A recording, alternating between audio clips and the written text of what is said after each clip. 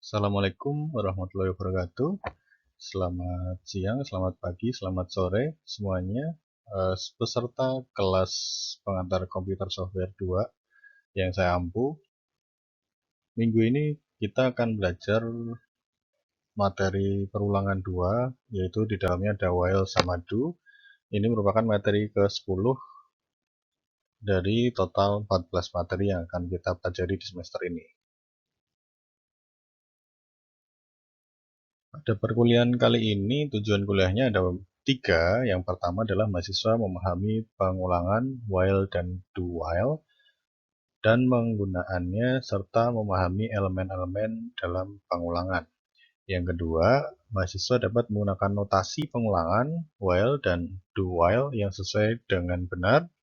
Yang ketiga, mahasiswa dapat memanfaatkan jenis-jenis pengulangan dengan tepat dalam menyelesaikan persoalan sederhana yang diberikan.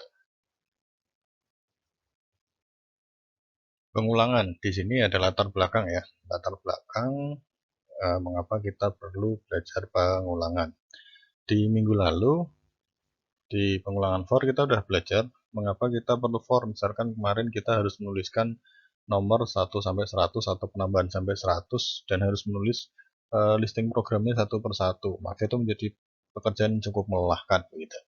Maka di sini melakukan suatu pengulangan itu bisa dijadikan sebuah alasan, yaitu untuk melakukan suatu instruksi, bahkan aksi secara berulang-ulang. Di sini ada beberapa catatan. Yang pertama, komputer memiliki performansi yang sama, sedangkan manusia mempunyai kecenderungan untuk melakukan kesalahan karena letih atau bosan.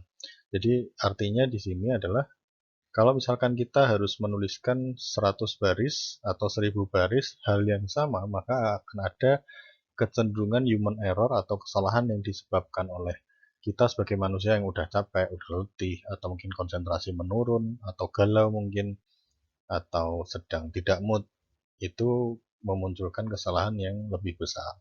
Sedangkan komputer itu dia cenderung lebih stabil di dalam melaksanakan pengulangan, asal komputernya tidak tiba-tiba error, tidak tiba-tiba overheat atau mati. Itu masih bisa digunakan untuk melakukan pengulangan dengan performansi yang akan selalu sama dan stabil. Ini yang melatar belakangi kenapa kita perlu melakukan atau membuat sebuah instruksi untuk bisa dilakukan sebuah pengulangan. Di sebelah kanan ini diilustrasikan sebuah mesin yang autonomous atau yang terautomasi. Dia assembly mobil. Jadi di sini dia dia bisa melakukan pengulangan untuk pemasangan komponen, pemasangan part, atau mungkin pengecatan secara berulang terus-menerus sampai 100 unit per hari misalkan, tanpa adanya lelah, letih, bosan, atau mood yang kadang naik turun gitu. Pengulangan atau looping di sini ada beberapa poin. Yang pertama, elemen. Di dalam pengulangan itu ada 2 elemen, yaitu kondisi pengulangan dan badan pengulangan, di mana kondisi pengulangan ini berisi ekspresi logik. Kalau misalkan ditanya apa itu ekspresi logik, maka ekspresi logik itu bisa diartikan sebuah perulangan program atau pernyataan yang bisa kita gunakan untuk menentukan apakah sebuah perulangan atau loop akan terus terjadi atau terus dijalankan atau kapan dia berhenti. Itu adalah kondisi perulangan. Sedangkan yang aksi badan pengulangan ini adalah aksi yang ingin diulang. Gitu. Kemudian untuk jenis-jenis notasi pengulangan ini ada 3. Minggu lalu sudah kita bahas. Yang pertama ada berdasarkan pencacah, itu adalah for untuk pertemuan sebelumnya. Kemudian ada berdasarkan kondisi pengulangan di awal, itu ada while. Yang ketiga berdasarkan kondisi pengulangan di akhir, ada do while. Nah, 2 poin yang nomor 2 dan 3 ini, while dan do while, merupakan materi yang akan kita bahas di pertemuan ini.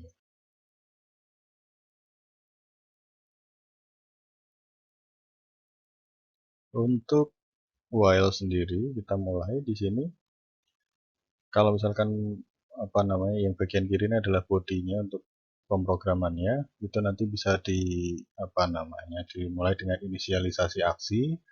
Kemudian ada first elemennya, ada while atau kondisi pengulangan, lalu ada aksi, next element, dan ada terminasi yang akhir. Kalau misalkan kita lihat di flowchartnya atau diagram alirnya, ini ada perintahnya adalah inisialisasi aksi atau kapan dia dimulai, atau bagaimana dia dimulai, initial conditionnya bagaimana, ini ada di sini.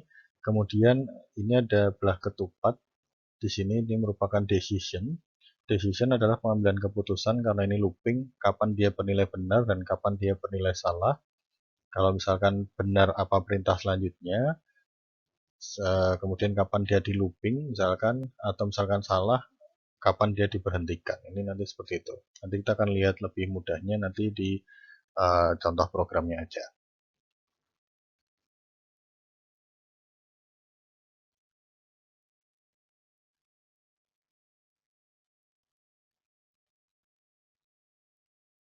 Oke, kita langsung mulai aja. Di sini while itu beberapa ya, seperti di slide sebelumnya itu sudah ada. Misalkan yang pertama ini pengulangan dikendalikan oleh elemen pengulangan yang diinisialisasi dengan first element dan diubah nilainya dengan badan pengulangan menjadi next element.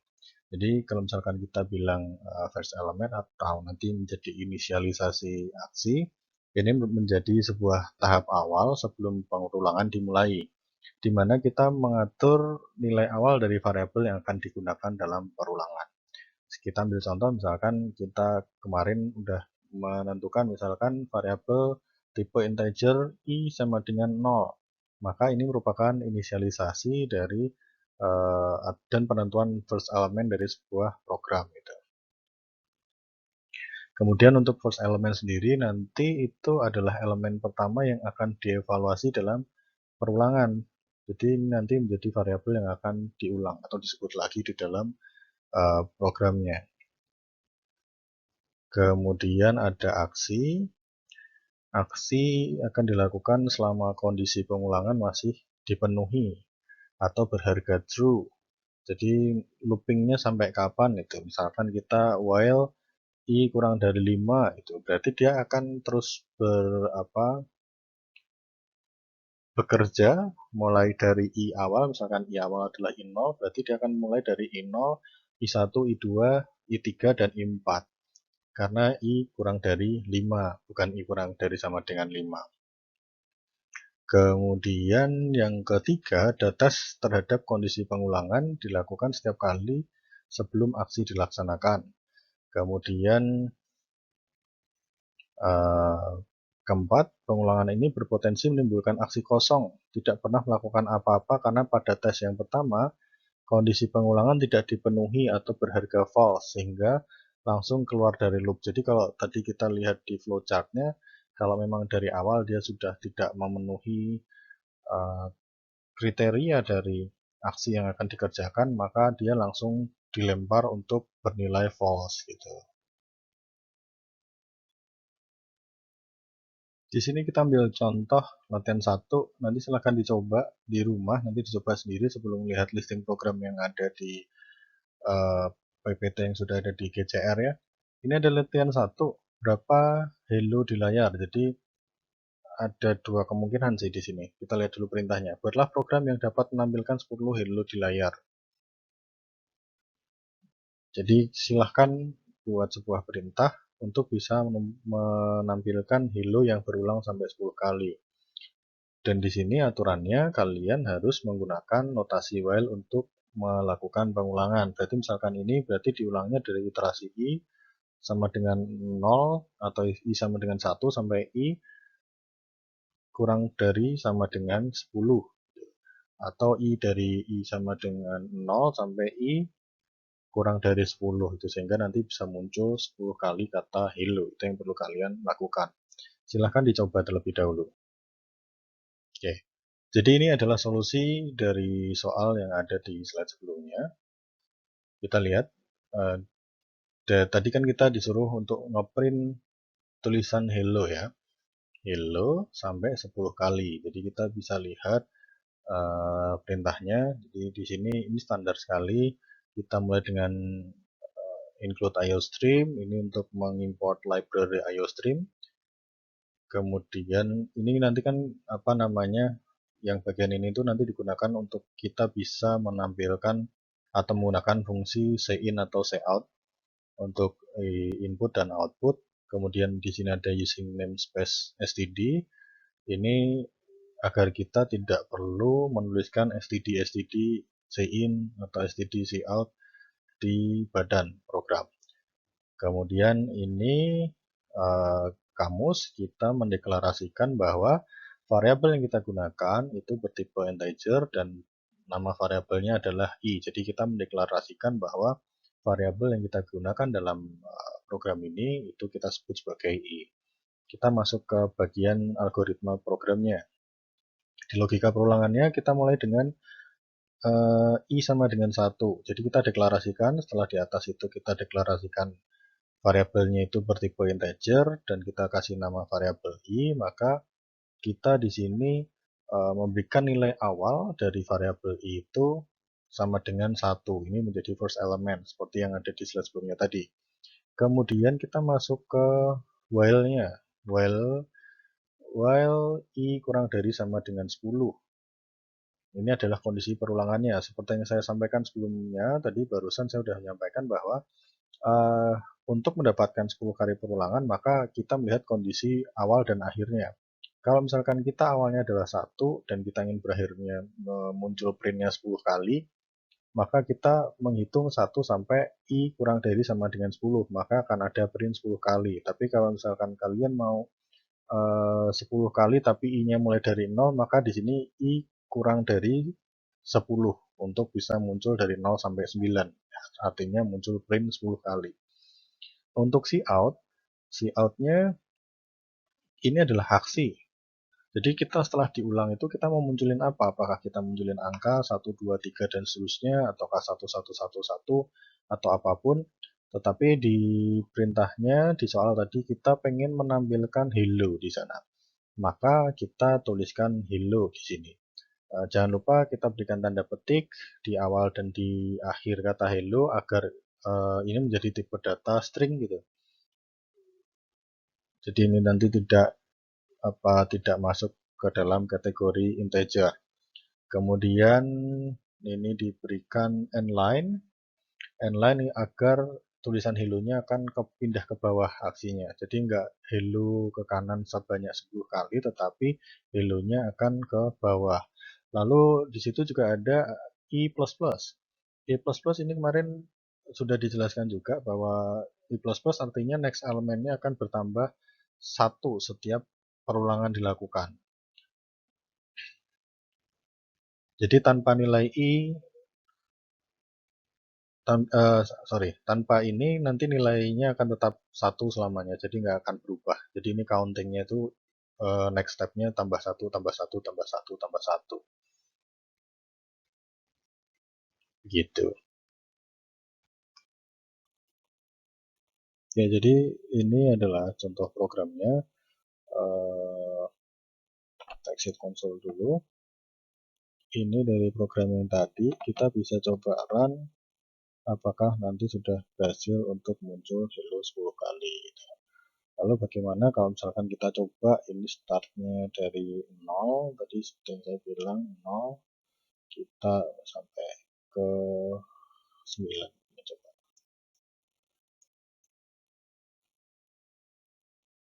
Nah ini sama, dia berhasil 10 kali. Ini 1, 2, 3, 4, 5, 6, 7, 8, 9, 10.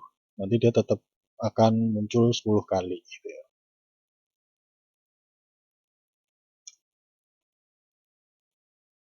Perintah selanjutnya di sini adalah coba ubah nilai i-nya mulai dari i1 sampai i sama dengan 15. Jadi nanti silahkan diubah i sama dengan 1 sampai i kurang dari sama dengan 15 atau i sama dengan 15. Apakah hello yang muncul nanti 15? Benar apa enggak dan mengapa itu bisa terjadi? Nah, ini kita coba sambil bahas. Pengulangan while berpotensi untuk menimbulkan aksi kosong atau tidak pernah melakukan apa-apa karena pada tes yang pertama kondisi pengulangan tidak terpenuhi atau berharga false sehingga langsung keluar loop. Kita ambil contoh, kita balik ke online GDB lagi.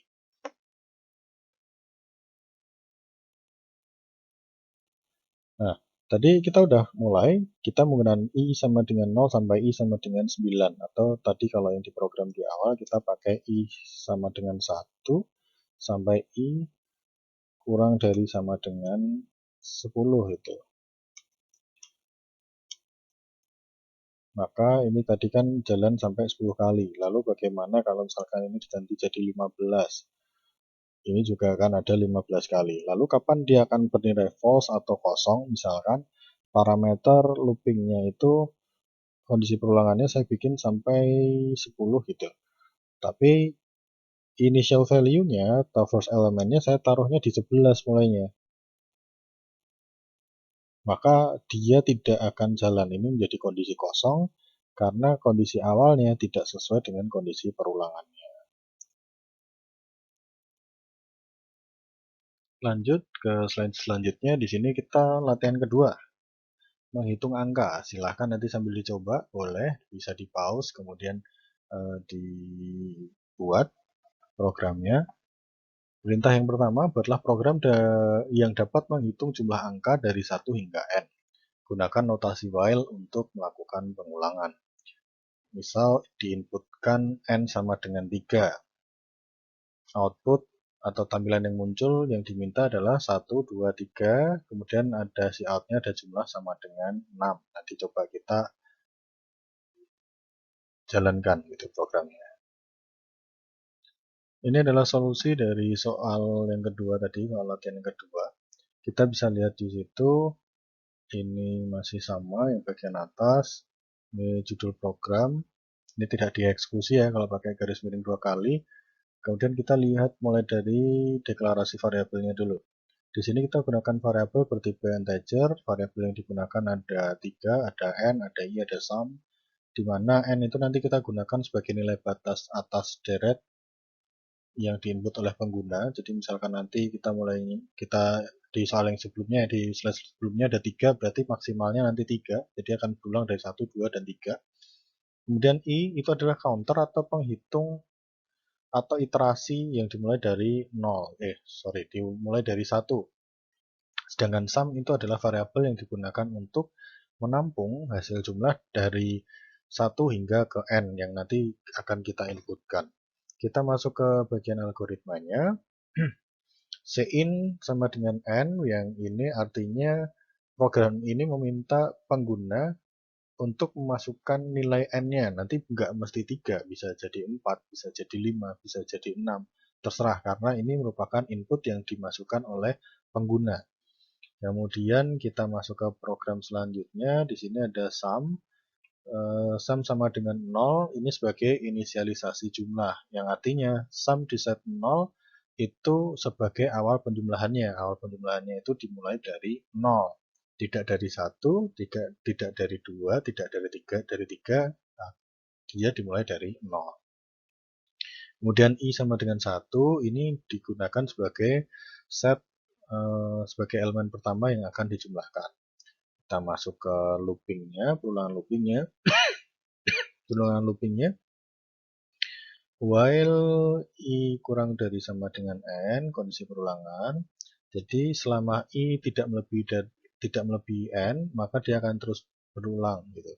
Jadi misalkan tadi kita punya i sama dengan 1, n yang diinput oleh pengguna adalah 5, artinya dia akan berulang dari i sama dengan 1, i sama dengan 2, i sama dengan 3, i sama dengan 4, i sama dengan 5. Dia akan selalu berulang.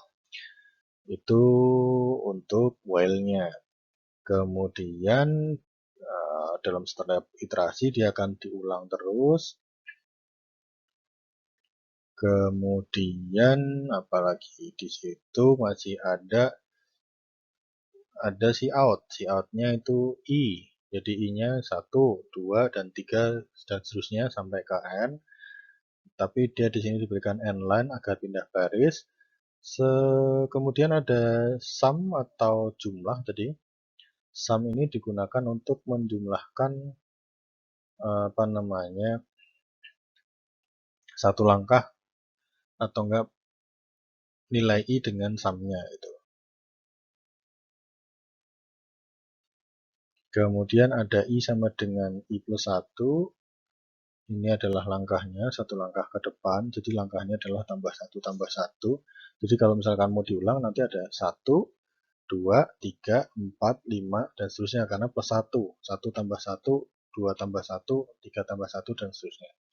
Kalau misalkan I sama dengan I plus 2, ya berarti ditambah I sama dengan 1 ditambah 2, berarti I berikutnya adalah 3. Nanti I berikutnya 3 tambah 2, 5, dan seterusnya. Nanti ada lompatannya adalah satu-satu stepnya, tergantung next elemennya yang di set berapa. Kemudian kita masuk ke cout-nya. Cout-nya ini dia memberikan string untuk menampilkan jumlah sama dengan, kemudian sum juga ditunjukkan, kemudian endline. Ini adalah programnya. Kita pindah ke online GDB lagi. Di online GDB kita udah ada program GPP-nya. Kita lebih ke fokus ke sini ya, ke bagian sini tadi udah dijelaskan. Ketika kita memberikan perintah cin, maka ini nanti penggunalah yang memberikan input n-nya mau berapa.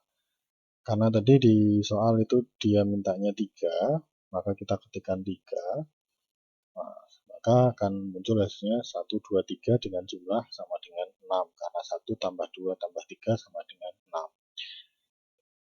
Oke, bagaimana kalau kita ganti 5 misalkan? Apakah jumlahnya sudah tepat? 1 tambah 2, 3, 3 tambah 3, 6, 6 tambah 4, 10, 10 tambah 5, 15. Maka sumnya sama dengan 15. Maka program ini sudah benar begitu.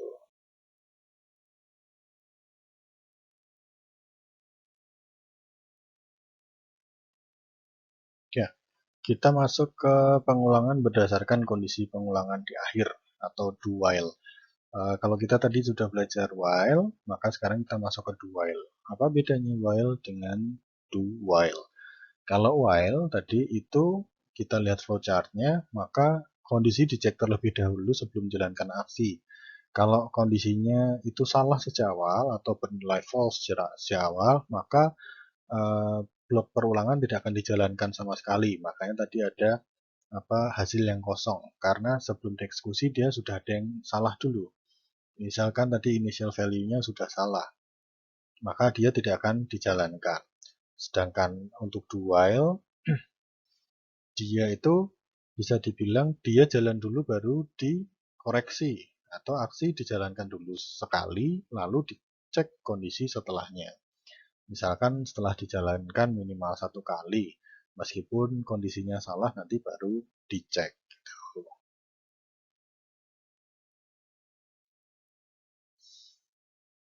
Coba kita di sini lihat bloknya. Jadi untuk do while di sini ada do dan ada while-nya. Itu dideklarasikan 2 kali.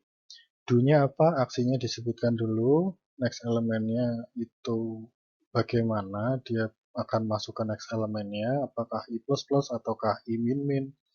Kemudian while itu kondisi perulangan yang harus dipenuhi. Sehingga kalau misalkan kita lihat di dalam diagram alirnya, ingat yang kotak ini adalah proses, yang belah ketupat ini adalah keputusan atau decision, maka kita bisa lihat inisialisasi aksi atau first element kita masukkan dulu seperti di program sebelumnya. Aksinya apa? Dia tidak dipertanyakan dulu benar atau salah di sini, lalu dia diproses ke next element. Nah, kemudian setelah next element baru dia dicek kondisi pengulangannya terpenuhi atau tidak. Kalau true maka dia akan diulang lagi sampai kondisi yang diinginkan. Misalkan dia iterasinya sampai ke berapa yang diinginkan. Tapi kalau salah dia langsung berhenti gitu.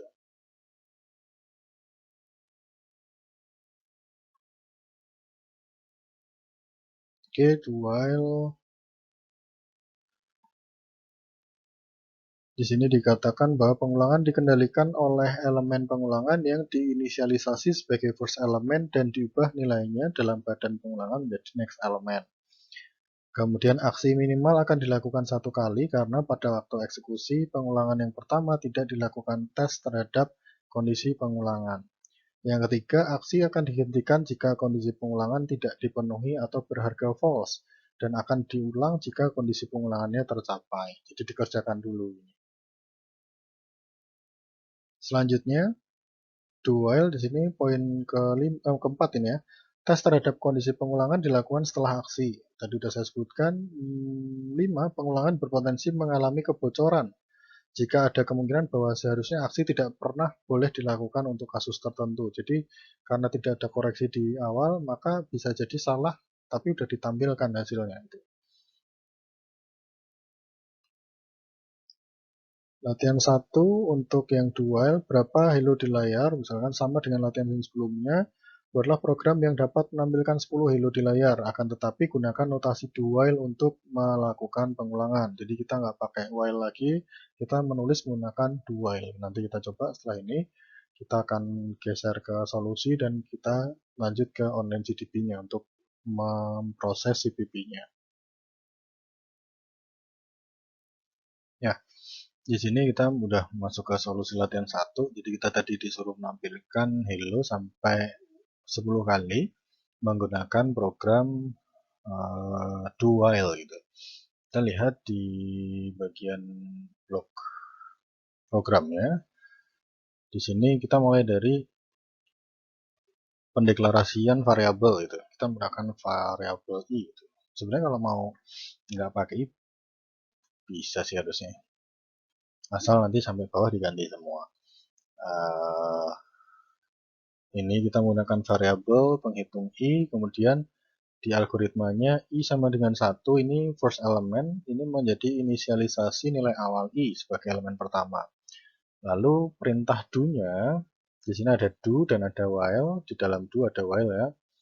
Do dan while itu berarti perulangan do while ini memastikan, terutama yang do ya, ini memastikan bahwa blok ini dijalankan minimal 1 kali. Dia pasti akan mengeluarkan cout hello sekali minimal. Kemudian di sini sampai kapan? Sampai i sama dengan atau i kurang dari sama dengan 10.